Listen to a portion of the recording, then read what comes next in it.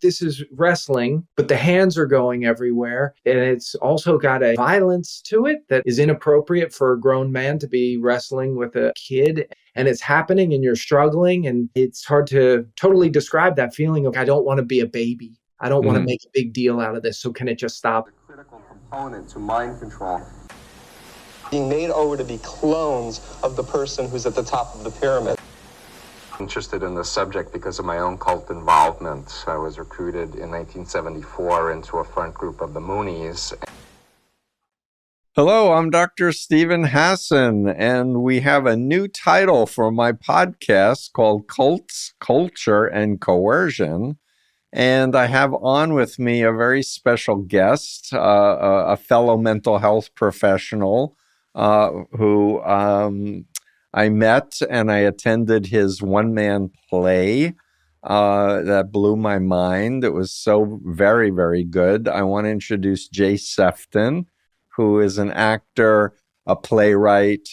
You're also just an educator. We'll say you're originally from Philadelphia. You're a co-author and performer of the play called Unreconciled. And I still have the handout when I went to see your play. And really, it was extraordinary. It was really, really positive. We'll talk about more the play in a minute, but let me just get through all of your stuff. You won awards, Berkshire Theater Critics Association 2024, Outstanding New Play, Outstanding Solo Performance, and it's really the autobiographical story of an adolescent actor cast as Jesus in a school play directed by a parish priest. And it's been produced across the U.S. and the U.K. You'll be performing in Ireland, you just mentioned, all on the Cape and other places, and the Survivors Network of Those Abused by Priests, SNAP, their national conference. And you have a nonprofit to promote the work to empower survivors of childhood sexual abuse to reclaim their voices through the art of storytelling. Yes. And so, my listeners know that I'm very interested in any subjects where people have been taken advantage of, especially when they're young and especially vulnerable. And your story is compelling. So welcome to my podcast, and thank you for your good work. And I guess I want you to, tell us about growing up and what happened that led to you doing this outstanding work. Well, thank you. Thanks for having me on. I appreciate it.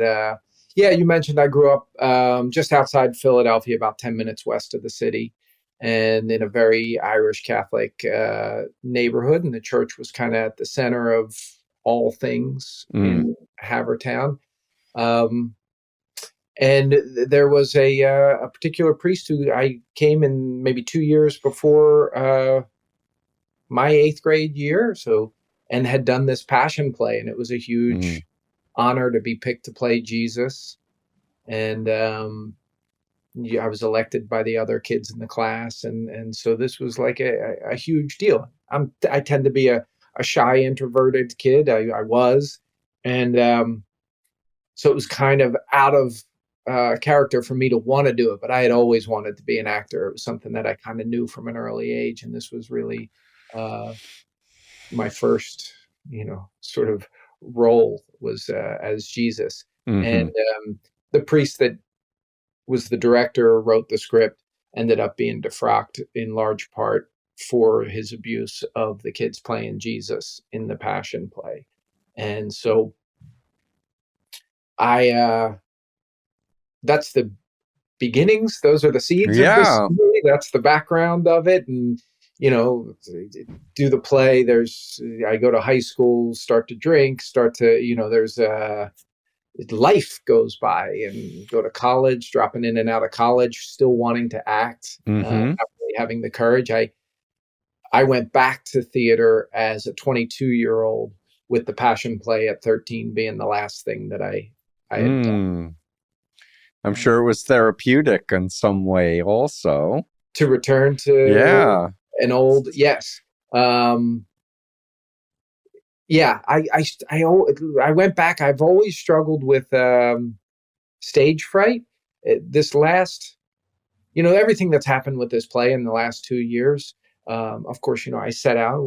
I wrote it. I wrote it with Mark. We put it up, but the ride has been more than I ever could have imagined, and that part has been a huge vindicating reversal. I had kind of stepped away from theater while I went back to school in my Sure. 40s to get my master's in psychology and start the private practice. And I was just getting back into, all right, maybe I should do some theater at night. But this thing has been quite a ride the last 2 years.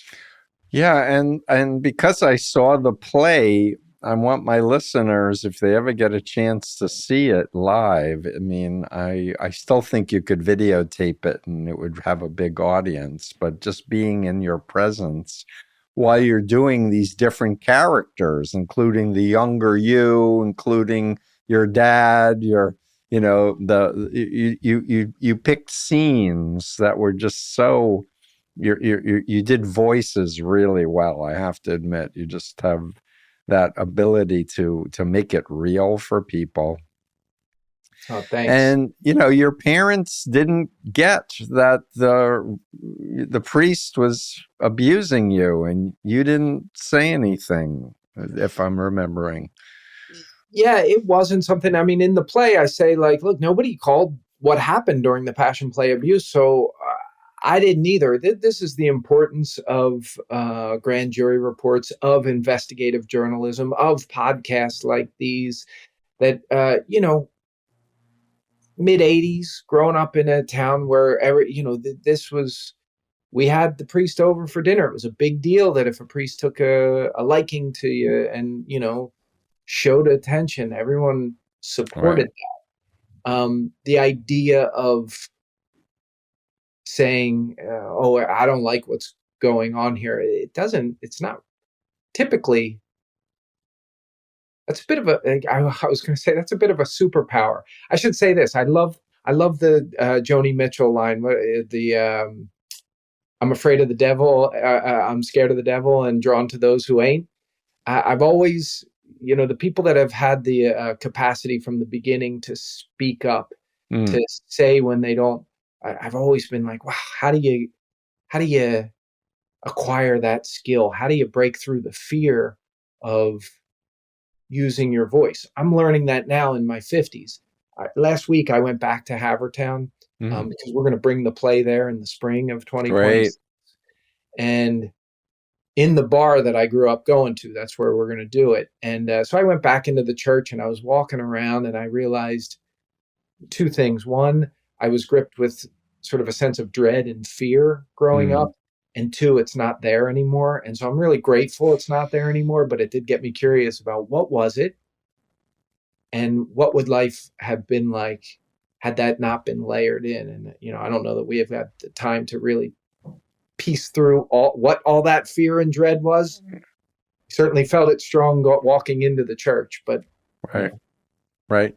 And after your play was over, there was a panel discussion, and Marty Barron, the former editor of the Boston Globe, who oversaw the Spotlight team, and I believe there was a biopic movie made of the investigation, and it wasn't just a priest, it was a systematic, huge number of people being abused and huge cover-up yeah, that led to just, what can I say, a landslide of awareness about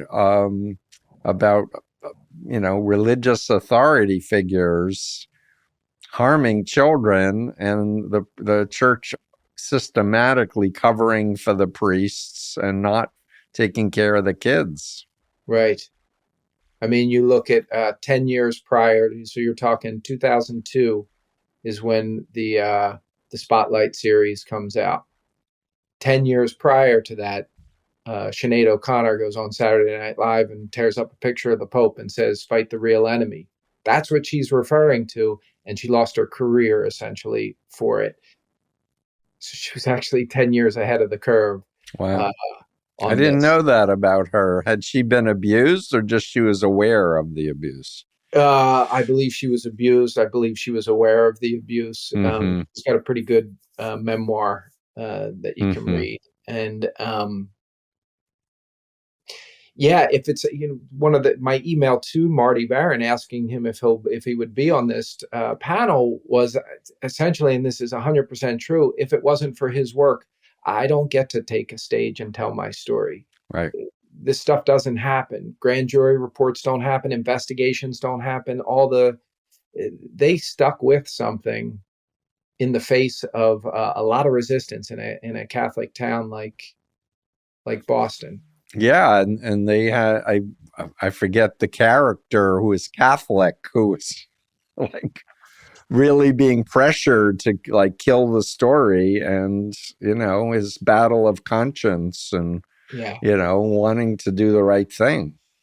yeah, yeah. It's pretty amazing that it happened. I mean, it is like an optical illusion when you think about how the Catholic Church was seen prior to 2002, and then I mean, when you say Catholic Church now, one of the first things that seems to pop up in people's mind is childhood sexual abuse scandal. Yeah, and just as a cult expert, I can tell you there were endless numbers of people disillusioned by the Catholic Church and their lack of responsibility towards the children who left the Catholic Church and then got into other cults, other Right. religious cults, because they just didn't feel like they could be in the Catholic Church anymore. Yeah. Yeah, I would say that's sort of the thing that you're hinting at there is the cover up piece of it is probably, and the way that the church has used their lobbying wing to try Right. and not just they do what they do to try and squash stories, but also legislation that will bring some form of justice, particularly to survivors where the statute of limitations has timed out for them to bring their Right. cases to court. Right. And now we're living in a time of incredible polarization, even within the Catholic Church, with Opus Dei and the extremists who think the Pope is being too gentle and speaking on behalf of ecology and immigrants and poor people who oppose that and, Yeah. and want to go back to the Latin Mass and the good old days and such. And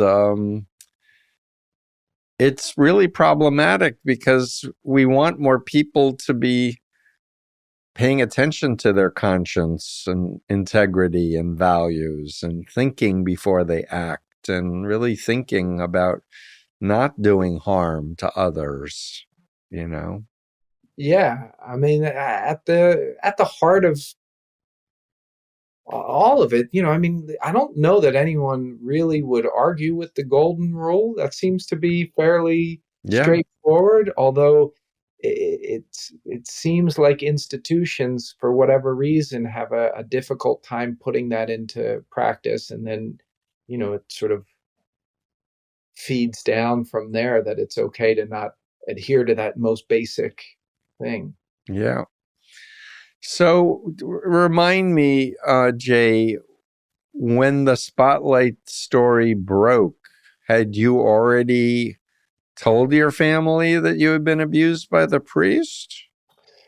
No, so that's 2002 that breaks. 2003, Philadelphia starts to work on a grand jury report. Lynn Abraham, Marcy Hamilton, there are people in Philadelphia I that know start. Marcy, childusa.org. Yeah. Yes. Mm-hmm. And so they start to, and there's some great. Lynn Abraham was a character in the play for a long time. The first time I sat down to read it out loud, the play was 2 hours and 45 minutes long, a little too much. Too So long? we had to do some cutting. And unfortunately, Lynn Abraham ended up getting cut, but she's a very important character in this whole thing. Well, tell us about it.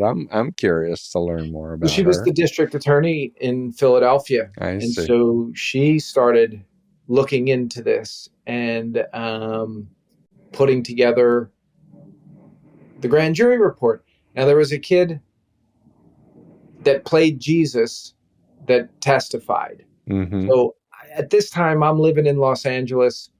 I'm drinking too much, working in restaurants, trying to pursue acting. It's not really on my radar. Like I said, I just kind of, I didn't dwell too much on it. It was this experience. It was this thing. It wasn't something that people talked about. Right. So that's the grand jury report gets published in 2005. Mm-hmm.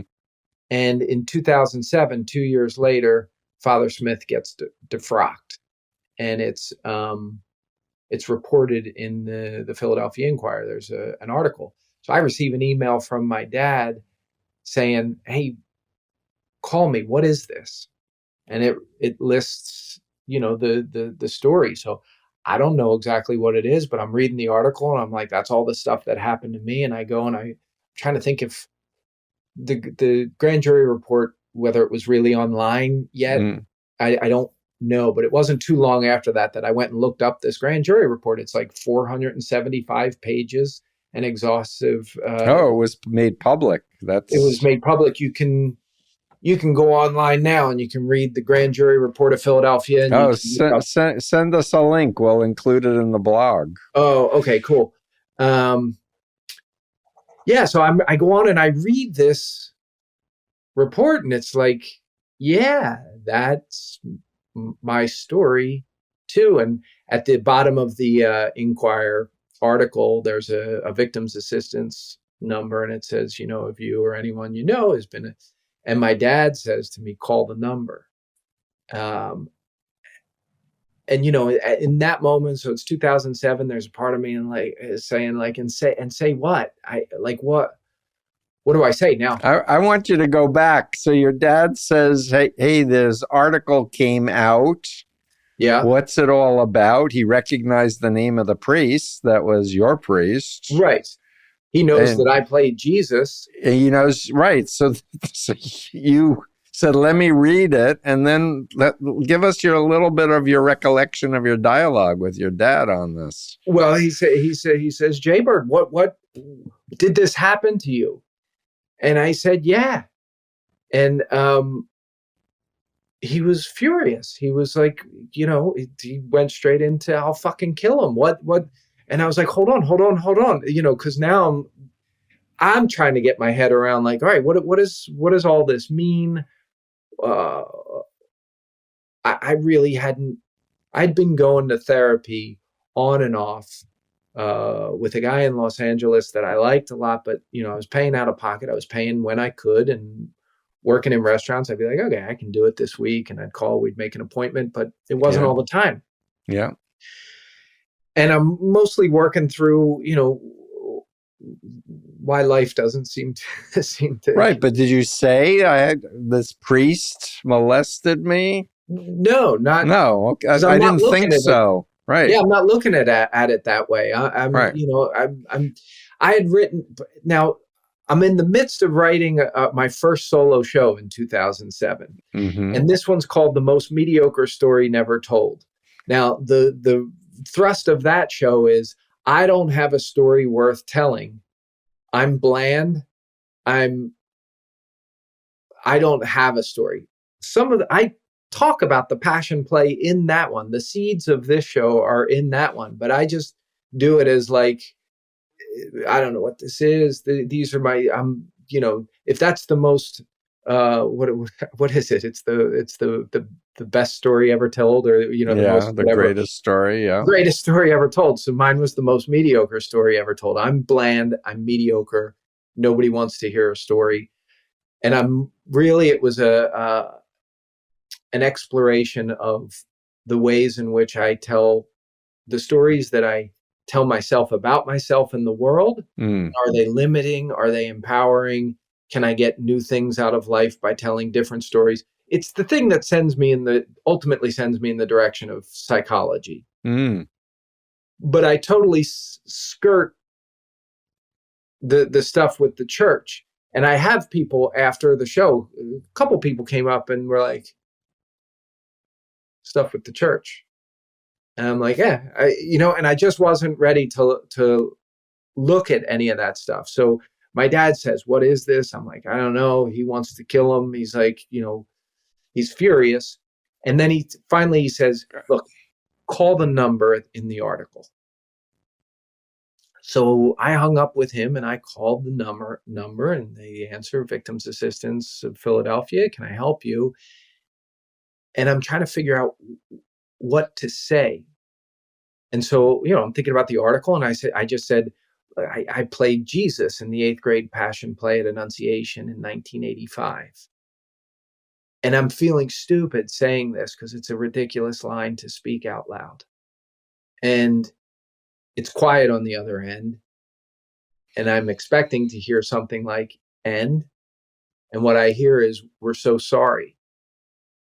And it's probably the moment that I start to think like, well, all right, I start to get my head around it. And what they say follow up is like, we would like to pay for your therapy if that's something you're interested in. Now, I thought, yeah, I'd be interested in that because I enjoyed going to therapy. I was getting something from it. So I call Alex and I say, listen, I'll make an appointment. I come in and I say, the Catholic Church is going to start paying for therapy. And he looks at me and he's like, why is that? And I say, well, there's this article that came out about a priest that was defrocked. My story, but it was my story. This is about another kid that came forward, part of this grand jury. And I'm telling him the whole thing. And he says, all right, we've got some work to do. And I think we've got some pieces of the puzzle here.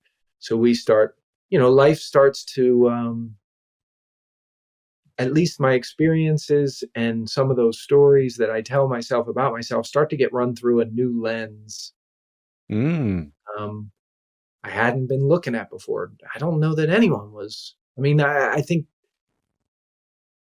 the real courageous one is the guy that came forward in the first place. The kid that played Jesus that was now, an older man not older man. He was older than 13. Right. That's who I look at, and I'm like, oh, that's amazing. He came forward when no one else was. Did you ever find that person and talk with that person or know that person? No. No. Mm-hmm. I wouldn't mind talking with them. I've talked to a couple other people that have played Jesus, but maybe I wonder if there's a list of all of the other victims. That's a great point, because so this thing gets published in 2005, and 2007 he gets defrocked, and my dad reads the article and reaches out. Now my life changes forever in that moment. I bet. I need to ask you, because you're very psychologically aware, you're a therapist. If you can remember back to your emotional reaction when your father said, I want to fucking kill him. I think embarrassment. I think a mixture of I think it was a mixture of embarrassment, guilt, shame, pride in my father, a side of him that I hadn't really seen that actually made me thrilled a little bit to see. So it's a whole blend of things, but I learned to be laid back. I'm good with anything.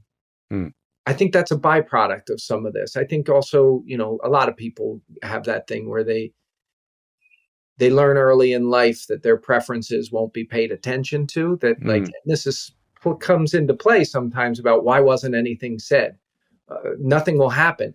And then when I'm going to get a little off on a tangent here, but when politicians team up with the lobbying wing of the Catholic Church to make sure that whatever gets said doesn't get paid attention to, it's a further deepening of that wound. No matter what I say, it's not going to make any difference. There's been recommendations in grand jury reports for the last 20 plus years in Pennsylvania to open a 2-year look back window for survivors.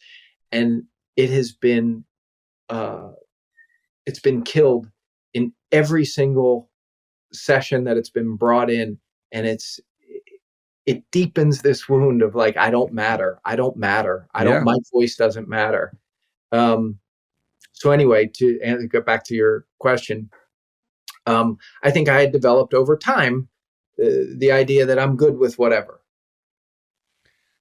And Right. to have my dad have that kind of a strong reaction, there's a part of me that's uncomfortable with it, that, I'm the center of attention now. I wish it would just not, so that's the embarrassment and the shame and the guilt of it. Yeah, but I want to add, because I've talked to many people as a therapist, who were sexually abused by priests and by other figures in authority, and when I help unpack it, when people, especially if people can remember.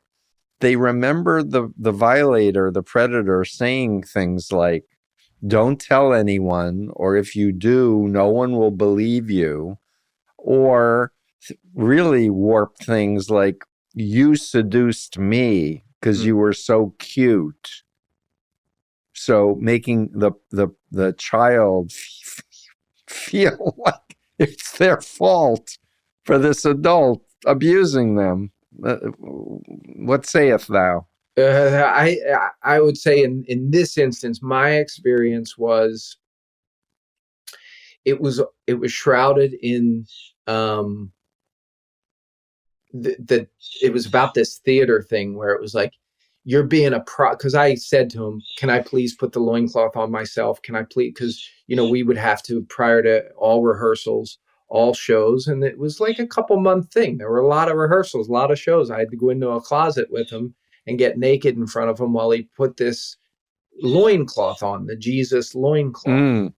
And it was, that was the thing that I dreaded. That was, obviously, that's the moment that I'm like, I want to do the play.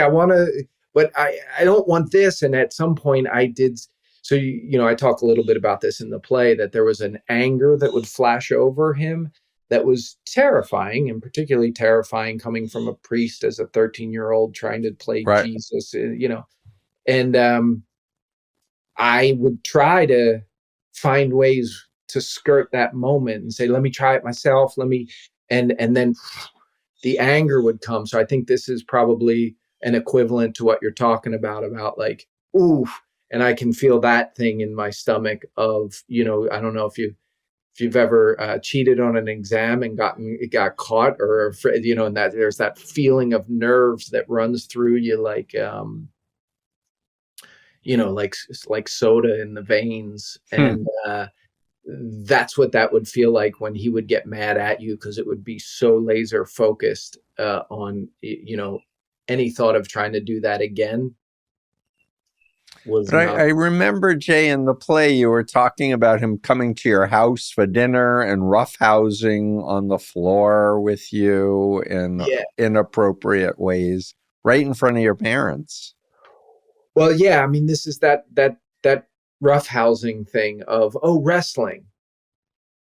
And it just, I mean, you got Sandusky, you've got, this is a thing from the playbook of like, we're going to do, this is wrestling, but the hands are going everywhere. And it's also got a violence to it that like is inappropriate for a grown man to be wrestling with a kid. And, but yes, it's in the other room, and it's happening, and you're struggling, and it's hard to totally describe that feeling of like, I don't want to be a baby. I don't want to make a big deal out of this. So can it just stop? And then, can I just go away? And all this stuff was normal. He was always wrestling. It was always roughhousing. It was always grabbing the thigh as hard as you could, or, and we'd go to, racquetball clubs, and he would do things like say that it was against the rules. It's so funny how when I was home in Havertown this last week, I drove by. I don't totally remember my way around the city anymore. I drove by the Springton racket club. That was the place he would take us to. And I was like, oh, there it is. And he would say that there's a club rule that you can't get in the hot tub with a bathing suit on. And so it would be, like 7 or 8 of us that he would take to play racquetball and force us to get naked in the hot tub with him. And then hands would start going. And then, if you did the thing of like slipping out of your bathing suit right by the hot tub and getting in, he'd take your bathing suit and throw it across the room. So you'd have to get out naked and walk across the room. All the hot tubs I've ever been insisted in wearing bathing suits. I never heard that rule before. No, neither did the Springton Racket Club. I think it may be in the grand jury report that they looked into that, and that was not a rule at the club. Right. So, oh my goodness, Jay. It's an amazing journey. I need to just mention that we're living at a moment in American history where it seems like we're moving away from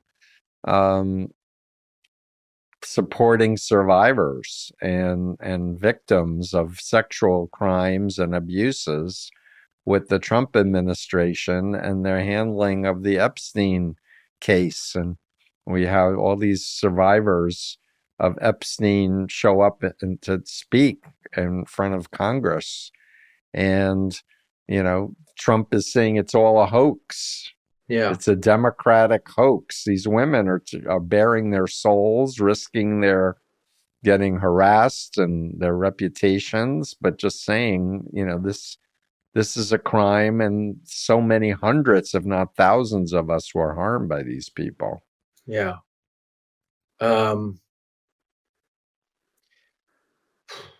I guess my thought is that there's a platform for voices now. It's hard to say how it will be responded to. I know that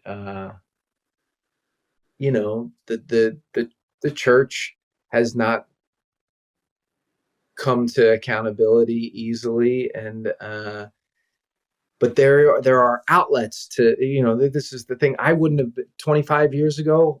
I don't get on a stage and tell my story. Slowly, this is why I think it's important to have these forums that people can talk, that it gets normalized, that it's to have the conversation, to make it safe for people to feel like they can have a voice. Yeah. That side of things, I think maybe it's gotten better. Yeah. And I'm just such an advocate, and why I wanted to promote your play and just, your voice, because I believe in survivors telling their story, and I really believe in creativity. And you just combined in a really special way that is just deeply powerful and emotional. Thank you. It's we may have talked about this after the in the talk back that day.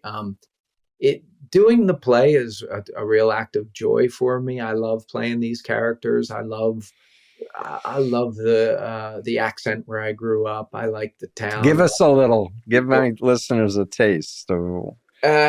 Well, if you've seen the show Mayor of Easttown, they're trying to do this accent. They do it pretty good, but it's not like there's a lot of long O's, right? Coca-Cola, and we eat some hoagies back there.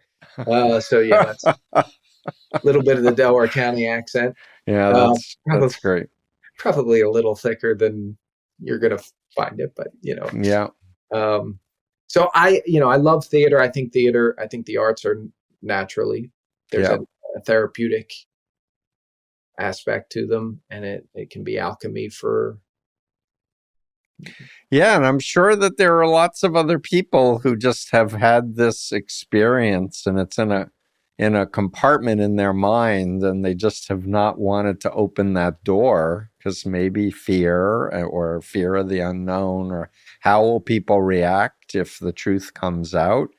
But, as a therapist, it really is so freeing to be able to tell your story and be believed. And Yeah. realize there are many others who've survived and thrived and really, used the negative to have a richer appreciation Yeah. of being alive and being free. Yeah. And I think, some of the stuff that I look at for myself and work with other people is the idea that, there's a gap usually between what the soul, the self, whatever we want to use, is asking for and what the ego demands. And in that gap, you'll Hmm. find some symptoms like anxiety, depression, anger, and so Alcoholism, you mentioned alcoholism. that. Yeah. Numb So those feelings. yeah, and drown out the quieter voice that's saying, "Hey, come in this direction." Yeah, It's because it's usually going to bring with it some um, inconvenient. It's not a convenient thing to quit drinking, but the quiet voice will say, "You want to stop this." The ego will demand, "Oh, it's too much. What am I? How am I? But if right. we can settle down enough to listen to the quiet voice, Hmm. we'll know when the time is to tell our story, to come Yeah, forward, to do the hard thing. yeah. Great. Tell my listeners more about Snap, because I remember I lived in Boston when this all got broken. I mean, I moved there in '77, so I lived in every day reading the Boston Globe. Oh. This next piece of the story, but share a little bit more. So SNAP is the survivors network of those abused by priests. And they've kind of been around, I think, for 35, 36 years. They've been on the scene for a long time, run by some wonderful people. I think it's snapnetwork.org. Hmm. And we did the show in July at their national conference in Mm, Harrisburg, which was particularly meaningful for me because Harrisburg is the place that the legislation goes to die around the statutory bills. And right. um, so hopefully that will change someday. And yeah, it was very powerful to go and do the show there. You had mentioned Child USA. They're it's really very Yeah. nice to Let me honor. just say, Marcy Hamilton is a UPenn professor, law professor, CEO of ChildUSA.org, and she was doing incredible work getting rid of the statute of limitations on child sexual abuse in a number of states, and just advocating on behalf of children. And when I went to one of the fundraisers for her organization, I got to meet Julie K. Brown, who was the journalist from Florida who outed Epstein. Ah, So I got to meet her in person, which was really, really cool. But Marcy's great. she's wonderful, and she's been a big proponent of the play and sat in early on. She was somebody that said, "Yes, I'll come do a talk back." This was about a year ago when we had only done the show a few times. Hmm. I thought initially I was like, I don't even know if she'll answer my email, but she was immediately like, "Yep, I can do that," and came. And her saying yes almost vets the show for other people to say yes. Totally. They see that she did that. And then we went in April to University of Pennsylvania and did a benefit performance for Child USA. Oh, perfect. Yeah, that's great. In November, they're going to very kindly and humbling. They're awarding me with the Sean P. McElmail Hero Award. Great. Well deserved, buddy. Thanks, thank you. I'm proud of you. No, that's a big deal. And yeah, so Pennsylvania has been really problematic. I'm going to go off on a short tangent, but I literally just was interviewed by a senior journalist for the Pittsburgh Gazette who had read one of my op-eds about how anti-vaxxers are using cult tactics, like in putting phobias in people's minds against the vaccines. And he said that Pennsylvania used to have one of the highest vaccination rates in the country, and now it has the lowest vaccination rate in the country. So he was asking me about that and why I thought that was so.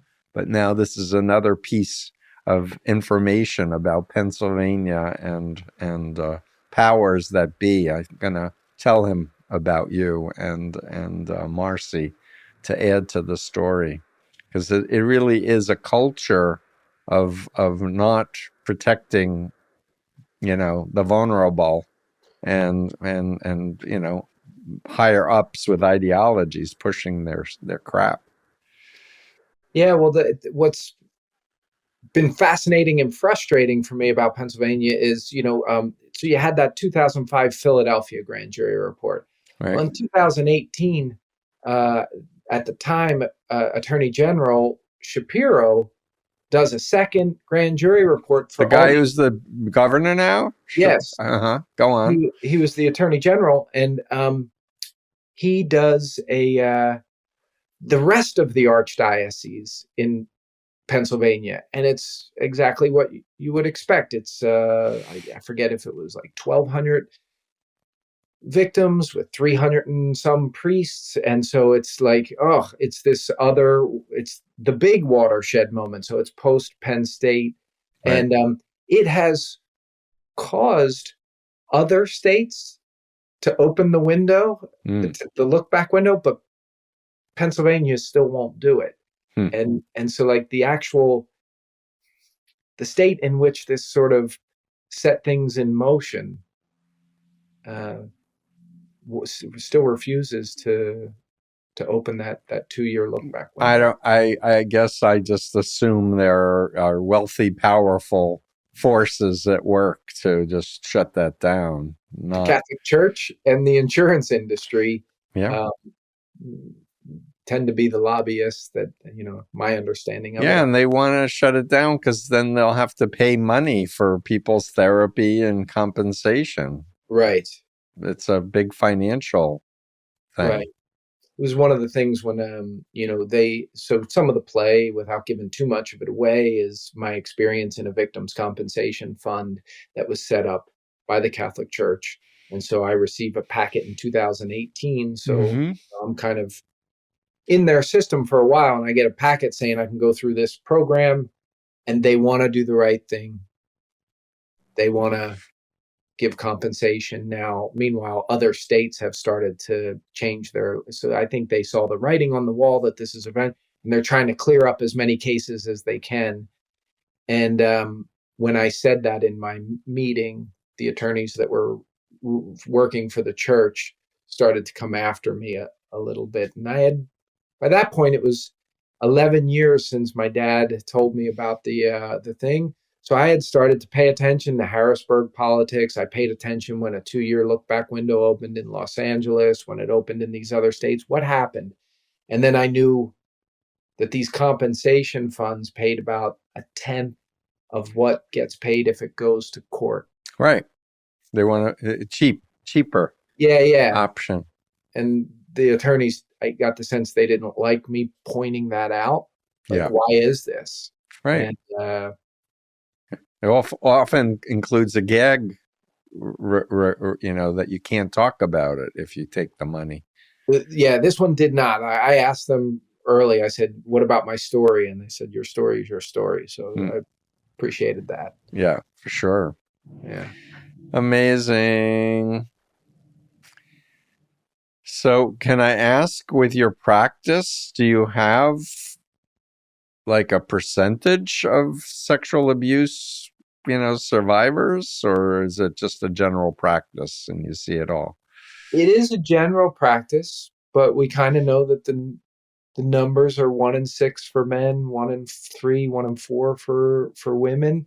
So let me interrupt you. So for my listeners, what Jay just is quoting is the statistics that 1 in 4 girls are sexually assaulted and 1 in 6 boys are sexually assaulted. Yeah, thank you. Yeah, just to make it really clear what you're saying. Yeah, I appreciate that. Yeah. So even if that's not necessarily sometimes what people are coming for specifically, like I don't it certainly comes up, Hmm. and it is something that, is a part of every practice, I would imagine.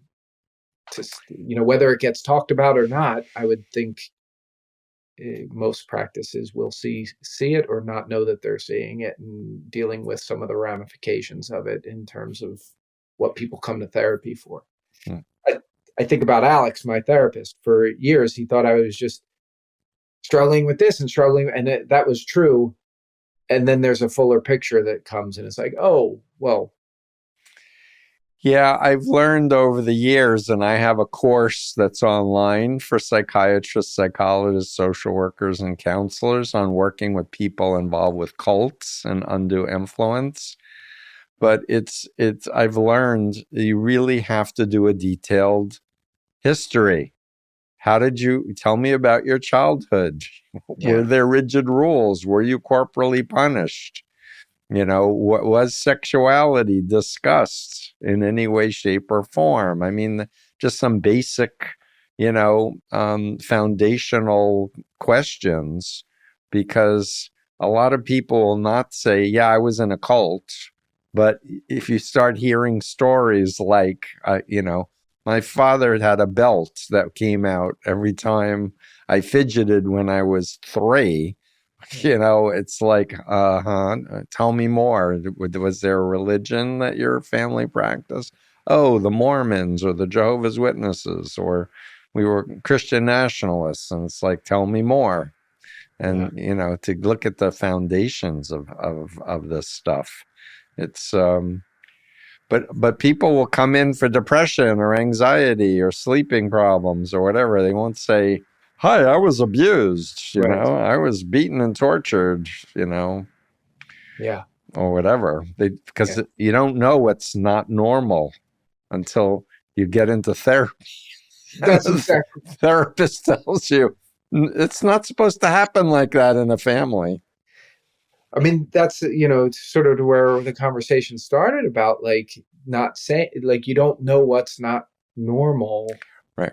and until you get out into the world, or somebody, you start to reality test in a way that's outside of some particular cultural influences, or Yeah, and I go back to your dad's reaction of, I want to kill him. And I asked you about your feelings, but what do you think your father was feeling reading this and asking his son and then getting confirmation? What do you yeah, think he was going? probably a lot of the same guilt, shame, anger.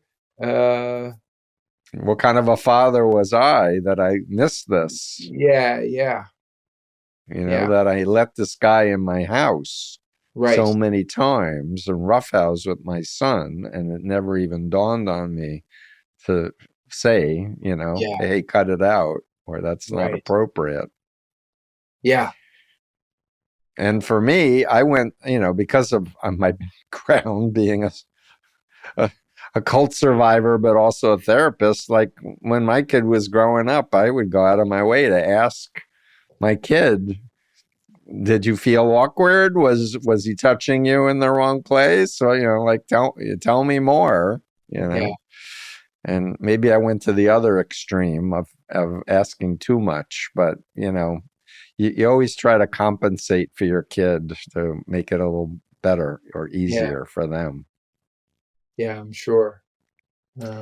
Yeah, Yeah, incredible play. It's unreconciled, but I feel like you're reconciled, at least reconcile. Yeah, reconciled within your own life work in your own journey. And now you're helping others with your creativity. Um, and kudos to you. hopefully, thanks. And we had started the Unreconciled project as a way of, one of the things that sort of organically formed over the years was this, what you had talked about, these discussions afterwards, Hmm. back with the audience, getting something seems to happen during the play where it creates a space for people Yeah. to talk, tell their stories if they need to. And so this nonprofit allows us to bring the play places that otherwise we'd be waiting for a theater to say yes to, and we'd be kind of at the mercy of the market of the theater place. But this allows us to to come in and produce it, team up with organizations that are local, and so that resources get passed on to people that come, and then we have these talkbacks. I'm starting to run some peer support groups in the Wonderful. And you do this with your wife as part of your yeah project. yeah And it's Melanie's a great to have fantastic a writer. spouse who supports your work. Yeah, she's a It's huge support. Yeah, it's fantastic. So if you're listening to this and you live anywhere in the United States or Europe for that matter and want to bring Jay over to do his play, I'm giving you my personal endorsement. It was one of the most powerful evenings that I've been to. And I stayed for the discussion afterward, which was very rich and fulfilling. And I think it really is important to personalize, not just watch you do this play about your childhood and what happened to you, but just like, and how does it hit you now, you in the audience, and what does it motivate you to want to do, if anything, hopefully. Well, thank you. I appreciate that. And people can go to unreconciledtheplay.com and see where we're heading. It'll be upcoming performances on there. Great. And you can reach out if somebody was like, hey, can you bring it here? Reach out with an email, and we'll get a conversation started to see how we can do that, who we can team up with to bring it somewhere. And I love that you're looking to local community centers and other local resources to support the play when it comes to a location. I think that's great. One of the things that we want to keep an eye on is not going to a place, opening up some things for people potentially, and then there are no resources to follow up. Moving. Yeah. Good point. Yeah. So we know that we need more therapists out there because the times we're living in, there's a lot of stress. But I found it just really uplifting, frankly. So thanks. Thank you for your good work. Last words are yours, my friend. Oh, I appreciate the work that you're doing, giving more platforms for voices. I think the courage to tell our stories. I think there's a part of us that really craves sitting with one another and listening to each other, and then feeling comfortable to use our own voices, tell our own story. I think in the world of AI and ever increasing technology, there's a real need for the old ways of theater, musical instruments, sitting with each other, being in each other's presence. I'm so glad you said that, because it really is needing more amplification. We're human beings. We're embodied minds. We're not meant to stare at the pixels. We're meant to be in each other's space, breathing each other's air, looking in each other's eyes, because there's so much more information that gets conveyed in person than online. And what we need is more grounding in real life with real people who are true to themselves and are doing good deeds. Yeah. So thanks again. Thank you. Take care. All right. Steve, thanks.